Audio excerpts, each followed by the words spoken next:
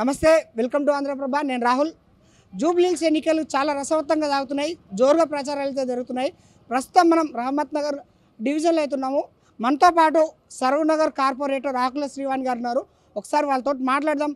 ఏమంటున్నారు ప్రజలు? BJP, BRS, Congress కీలకంగా ఉన్న ఈ త్రికోణ పోరులో ఎవరు గెలవబోతున్నారు అని చెప్పేసి ఒకసారి తనతో అడిగి మనం తెలుసుకుందాం. మేడం నమస్కారం. మేడం ఎట్లా ఉంది మేడం? ఏమంటున్నారు ప్రజలు? ప్రతి ఒక్కరు కూడా నరేంద్ర మోదీ గారి నాయకత్వం ఉన్న బీజేపీ ప్రభుత్వమే రావాలి. బీజేపీ ప్రభుత్వం వస్తేనే మా జూబ్లీ హిల్స్, మా పిల్లల భవిష్యత్తు బాగుంటుంది. కాబట్టి ఈసారి అట్ ఎనీ కాస్ట్ మేము బీజేపీనే గెలిపించుకుంటాం అని చెప్పి ప్రజలే చెప్తున్నారు. కాంగ్రెస్ ఇచ్చిన తప్పుడు హామీలకు వాళ్ళకు బుద్ధి చెప్పాలి, బీఆర్ఎస్ చేసిన మోసాలకు వాళ్ళకు బుద్ధి చెప్పాలి. అంటే ఈసారి బై ఎలక్షన్స్లో బీజేపీనే గెలిపించుకోవాలి. బీఆర్ఎస్ సైలెంట్ ఉంది, బీజేపీ సపోర్ట్ ఇచ్చిందని చెప్పి చెప్తున్నారు. దీని గురించి మీరు ఏమంటారు? అసలు ఇందులో ఎంత వాస్తవం ఉంది?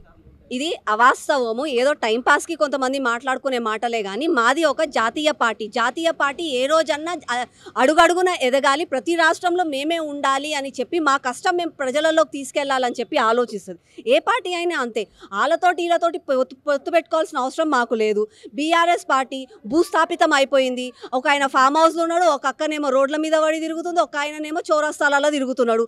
వాళ్ళకే దిక్కు దివానా లేదు. అట్లాంటి వాళ్ళ పార్టీకి మేమెందుకు పొత్తునిస్తాము?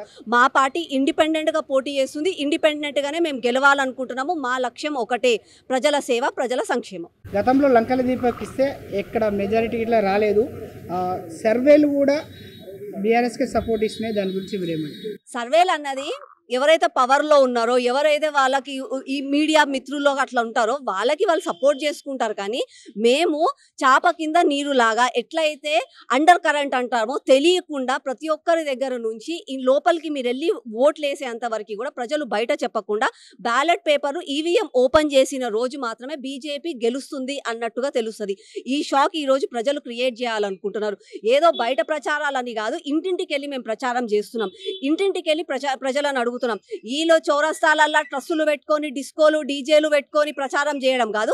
మేము ఇంటింటికి పోతున్నాం. నిజంగా బీఆర్ఎస్ వాళ్ళు ఓ గొప్పలు మాట్లాడుకుంటున్నారు. 10 సంవత్సరాల నుంచి ఇక్కడ ఎమ్మెల్యే వాళ్ళే, రేవంత్ రెడ్డి, కేటీఆర్ వీళ్ళే, హెచ్ఎండబ్ల్యూఎస్ వాళ్ళ చేతిలోనే ఉంది, హెచ్ఎండిఏ వాళ్ళ చేతిలోనే ఉంది, జీహెచ్ఎంసీ కూడా వాళ్ళ చేతిలోనే ఉంది. మళ్ళీ ఇన్ని మున్సిపల్ శాఖలు అన్నీ కూడా వాళ్ళ చేతులలో ఉన్నప్పుడు ఇక్కడ అభివృద్ధి ఏం చేసిరు? నిజంగా దమ్ము, ధైర్యం, సత్తా ఉంటే గల్లీ గల్లీకి వచ్చి ఇంటింట తిరిగి ప్రచారం చేయమనండి. అంతేగాని చౌరస్తాల నిలబడి మైక్ ఉంది కదా, అజారుద్దీన్ వరల్డ్ కప్ తెచ్చిండు, నేను అది చేస్తా, నేను ఇది చేస్తా అని చెప్పి పిచ్చి పిచ్చి మాటలు కాదు.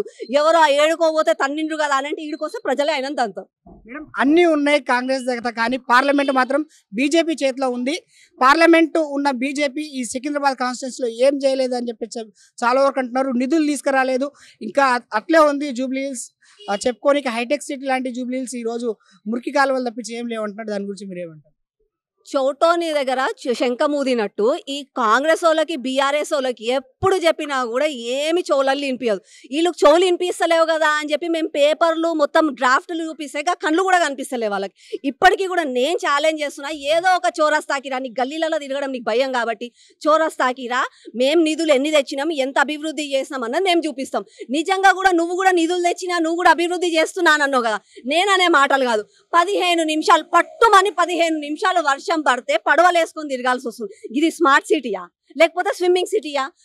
రేవంత్ రెడ్డికి, కేటీఆర్కి నేను ప్రశ్నిస్తున్నా. అలానే వచ్చి ధైర్యం ఉంటే వచ్చి సమాధానం చెప్పమనండి, తర్వాత వచ్చి ఓట్లు అడగమనండి. అంతేగాని మైక్ ఉంది కదా అని చెప్పి పిట్ట కథలు చెప్తే మాత్రం ప్రజలు మెయిన్గా బీజేపీ ఉంది కదా మేడం, బీజేపీకి ఏ పార్టీ పోటీ ఉంటుందని చెప్పేసి అనుకుంటారు? ఫస్ట్, సెకండ్, థర్డ్లో ఏది ఉండబోతుంది మేడం? మా పార్టీకి ఎవరు కూడా పోటీ లేరండి. మా పార్టీ మేము ప్రజల సేవ కోసం వస్తున్నాము, ప్రజల సంక్షేమం కోసం మేము అడుగుతున్నాము. కాబట్టి మా పార్టీ కేవలం ఎంఐఎం చేస్తున్న దోపిడీలకు, ఎంఐఎం ఉన్న తొత్తు పార్టీలైన బీఆర్ఎస్, కాంగ్రెస్ తోటి మేము ఇవాళ పోరాడుతున్నాం. ప్రజలకి మేము ఒకటే చెప్తున్నాము, నిజంగా కూడా మీరు బీఆర్ఎస్కి ఓటేసినా, కాంగ్రెస్కి ఓటేసినా అది డైరెక్ట్గా పోతుంది, ఎంఐఎం చేతులకు పోతుంది. దారు సలాంకి పోయి సలాం కొడతారు. అదే మీరు బీజేపీకి ఓటేస్తే మీకు సంక్షేమం అందుతుంది, ప్రజల పట్ల పోరాడతాము. మేమేమో అధికారం కోసం ఇవాళ ఈ కండువా ఆ కండువా కప్పుకునేటోళ్ళం కాదు. ప్రజల సంక్షేమం కోసం, ప్రజల క్షేమం కోసం ఎల్లప్పుడు కూడా పాటుపడతాం. సంఖ్యలకు భయపడం, పోలీస్ కేసులకు భయపడం, దేనికి భయపడం. బీజేపీ సత్తా ఉన్న పార్టీ కాబట్టి దయచేసి జూబ్లీ హిల్స్ ప్రజలారా ఈసారి బీజేపీని గెలిపించుకోండి. మెజారిటీ ఓట్లు మైనారిటీ ఉన్నాయి, ఎట్లా బీజేపీ దాన్ని ఓట్లను రప్పించుకోగలుగుతుంది? ఈ రోజు అండి ప్రతి ఒక్కరికి కూడా మనసులో ఒకటే ఉంది, కులమన్నా, మతమన్నా, భాష అన్నా, ప్రాంతం అన్నా నా గడప లోపలనే. నా గడప దాటి బయటికొస్తే నాకు అభివృద్ధి కావాలి, నా దేశం సురక్షితంగా ఉండాలి. ఇదే నా ఎజెండా. ఆ ఎజెండా ఎవరు చేస్తారంటే కేవలం మా బీజేపీ పార్టీనే. కాంగ్రెస్ వాళ్ళు బయటికొస్తే జై కాంగ్రెస్, జై లేకపోతే ఇందిరమ్మ, జై రాజీవ్ వాళ్ళకి ముందు మార్కులు కావాలని చెప్పి ఆళ్ళకి ఆళ్ళు జైలు కొడతారు. అదే బీఆర్ఎస్ వాళ్ళు బయటికొస్తే జై కేసీఆర్ అని చెప్పి ఆళ్ళు డప్పాలు కొట్టుకుంటారు. అదే మా బీజేపీ ఒకటే ఒక పార్టీ. ప్రతి ఒక్కసారి భారత్ మాతాకి జై అని అంటాం. దేశం కోసం ఆలోచించేది మా బీజేపీ పార్టీ కాబట్టి ఈసారి జూబ్లీ హిల్స్ ప్రజలు బీజేపీనే గెలిపిస్తారు.